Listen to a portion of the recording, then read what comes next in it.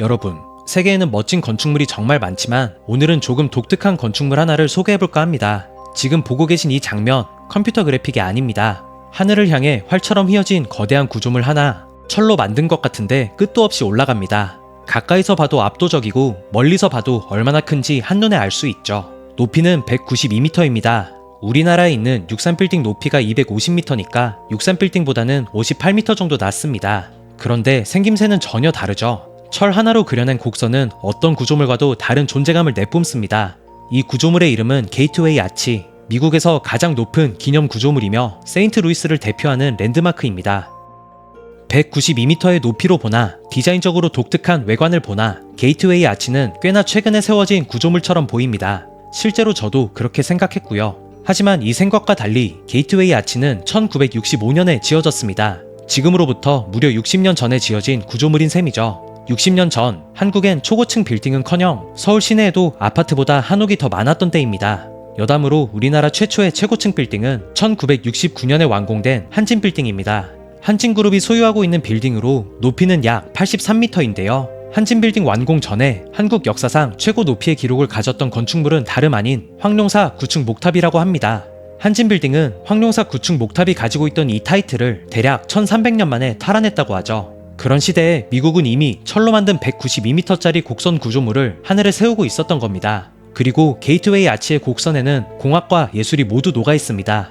이 곡선은 단지 예쁘기만 한 게 아니라 수학적으로 완벽한 곡선 중 하나인 포물선 구조이죠. 이게 무슨 말이냐면 끈이나 체인을 양 끝에 걸면 자연스럽게 아래로 처지는 곡선이 있습니다. 이걸 카테너리 곡선이라고 부르는데 게이트웨이 아치는 이 곡선을 거꾸로 뒤집은 형태인 것이죠. 다시 말해 이 구조물은 단순하게 휘어 보이는 것이 아니라 중력 하에서 가장 안정적인 하중 분산을 이뤄내는 곡선이라는 뜻입니다. 게이트웨이 아치의 높이가 192m인데도 불구하고 단 한 번의 구조적 붕괴 없이 60년을 버티고 있는 이유, 그리고 강풍에도 흔들림은 있지만 균열이 생기지 않는 이유는 바로 이 수학적으로 계산된 곡선 덕분이죠. 하지만 단순히 곡선을 그리는 건 쉬울 수 있지만 실제 철판 구조물로 쌓아 올린다는 건 말처럼 쉬운 일이 아니었습니다. 게이트웨이 아치는 총 142개의 삼각형 모듈을 양쪽에서 동시에 쌓아 올리는 방식으로 제작됐는데요. 중간에서 진짜 조금이라도 오차없이 쌓아 올려야만 끝에서 아치가 완성될 수 있었죠. 당연히 조금이라도 어긋나면 양쪽이 안 맞았을 겁니다. 당시엔 지금처럼 레이저 스캐너도 없고 컴퓨터 시뮬레이션 수준도 빈약했을 때였습니다. 대부분의 과정을 손으로 계산했고 철판 하나하나를 사람의 감각과 경험으로 미세하게 조정해야 했습니다. 오차가 단 1mm만 나도 아치 끝이 서로 어긋날 수 있기 때문에 건설팀은 매일 아침 온도와 습도 그리고 금속의 팽창률까지 계산하고 나서야 각각의 철판을 미세하게 조정하며 올리곤 했습니다. 실수는 단 한 번도 용납되지 않는 상당한 난이도의 건축이었죠. 그리고 게이트웨이 아치는 겉보기엔 묵직한 강철 덩어리처럼 보이지만 알고 보면 내부는 텅 비어 있습니다. 아치 양쪽에는 계단과 엘리베이터 역할을 하는 트램이 설치되어 있고 그 나머지는 철제 외피와 보강재로 구성된, 즉 속이 비어있는 철제 구조물인 셈이죠. 약 3만원 정도의 요금만 내면 트램을 타고 꼭대기의 전망대까지 올라갈 수 있는데요. 그런데 이 트램이 특이합니다. 일반 엘리베이터가 아니라 곡선에 맞춰 살짝 기울어진 작은 캡슐들이 레일에 묶여 올라가는 방식이죠. 4명 정도가 탈 수 있고 커다란 기계음과 함께 서서히 위로 올라갑니다. 약 4분에서 5분 정도 트램을 타고 꼭대기에 도달하면 폭이 겨우 18cm 정도 되는 작은 창문 사이로 세인트루이스 시내와 미시시피 강이 내려다 보입니다. 창문은 작고 공간도 매우 협소해 편하게 앉을 수도 없지만 그 틈 사이로 보이는 시내 전경은 누구나 한 번쯤 경험해보고 싶을 만큼 인상적이라고 합니다. 그런데 여기서 의문이 하나 생깁니다. 미국엔 뉴욕이나 시카고처럼 유명한 도시도 많고 자유의 여신상 같은 상징물도 넘쳐나죠. 그런데 왜 이 평범한 도시인 세인트루이스에 이런 거대한 아치를 세운 걸까요? 그리고 게이트웨이는 관문이라는 뜻을 가졌는데 누구를 위한 문이며 어디로 향하는 문일까요? 이 질문에 답을 하기 위해서 우리는 지금부터 200년 전으로 돌아가야 합니다. 이 거대한 구조물의 뿌리는 바로 미국의 개척정신과 맞닿아 있기 때문이죠. 지금이야 미국은 대서양에서 태평양까지 이어진 거대한 나라지만 불과 200년 전만 해도 그렇지 않았습니다. 1800년대 초 미국은 지금보다 훨씬 작았고 그 서쪽 경계는 미시시피 강이 전부였죠. 그랬던 미국에 전환점이 찾아옵니다. 1803년 당시 미국 대통령이었던 토머스 제퍼슨은 역사상 가장 거대하고 중요한 부동산 거래를 성사시켰죠. 바로 루이지애나 매입입니다. 이 매입은 말 그대로 프랑스로부터 루이지애나 땅을 사들이는 것이었습니다. 하지만 여기서 말하는 루이지애나는 지금의 루이지애나 주만을 뜻하진 않습니다. 루이지애나 영토란 지금으로 치면 미국 중부 전체를 의미하죠.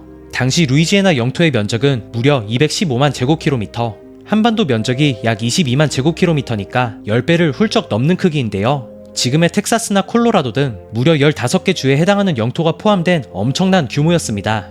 그리고 미국은 이 넓은 땅을 단돈 1,500만 달러에 샀습니다.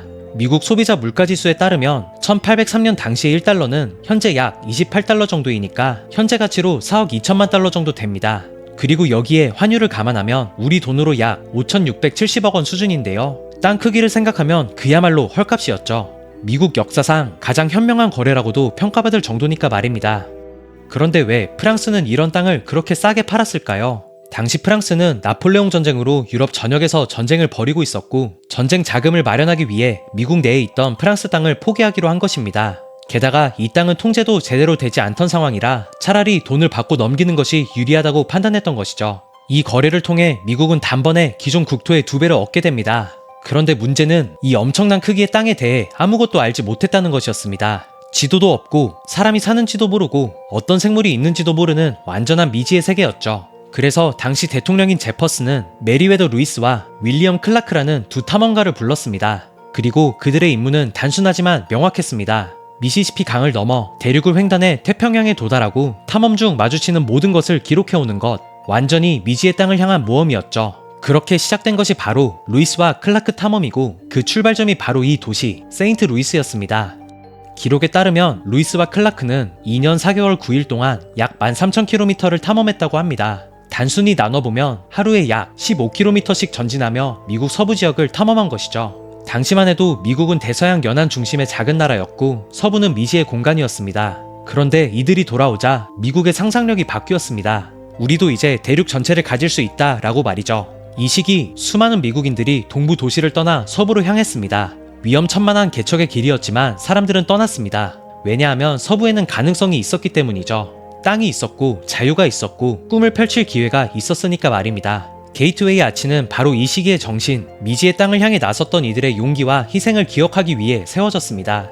그리고 그 출발점이었던 도시 세인트루이스에 게이트웨이라는 이름으로 세워진 것도 결코 우연이 아니죠.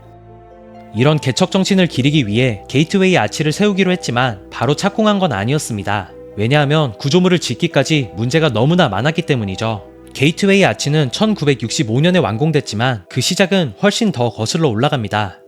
처음 게이트웨이 아치를 세우자는 아이디어가 나온 건 1933년, 대공황의 한가운데 도시엔 실업자와 노숙자가 쏟아져 나왔고 수많은 기업들이 줄줄이 문을 닫던 시기였습니다. 1933년 세인트루이스의 한 변호사였던 루서 일리 스미스는 이 도시에 미국 서부 확장의 의미를 담은 기념물을 세우자고 제안합니다. 당시 세인트루이스도 대공황의 여파에서 벗어날 수는 없었습니다. 경제는 붕괴 직전에다가 도시 전체가 활기를 잃고 있던 때였는데 그는 역사적 상징을 통해 도시를 재건할 수 있다고 믿었죠. 이 제안은 당시 대통령이었던 루즈벨트에게까지 전달됐지만 실제 공사는 쉽게 시작되지 않았는데 가장 먼저 마주한 현실적인 벽은 바로 부지 확보였습니다. 아치를 세우려면 먼저 땅을 비워야 했는데 당시 세인트루이스 강변엔 낡은 공장과 창고 그리고 상업시설들이 줄지어 있었습니다.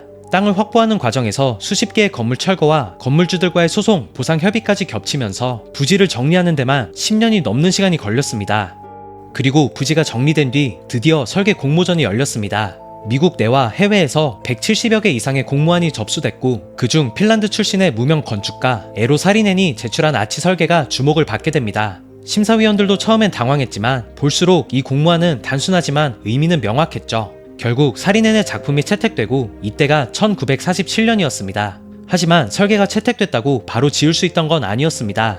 공모전이 종료되고 16년 동안 실제 공사는 시작되지 못했는데요. 미국과 소련의 냉전이나 한국전쟁, 그리고 도시 재개발 등 더 시급한 이슈들이 터지면서 이 프로젝트는 번번이 뒤로 밀려나기 일쑤였습니다. 그러다 마침내 1963년 게이트웨이 아치의 공사가 시작됩니다. 하지만 영상 앞쪽에 말한 것처럼 기술적인 문제도 발목을 잡았죠. 아치형 구조물은 양쪽에서 철판을 쌓아 올려서 점점 만나는 구조이기 때문에 조금만 어긋나도 맨 위에서 만날 수가 없었기 때문입니다. 당시에는 지금처럼 정교한 3D 모델링 같은 것도 없던 시절이었습니다. 첨단 장비도 없던 시대에 오직 계산과 기술자들의 감각만으로 이 곡선을 정확히 맞춰 쌓아 올린 것이죠.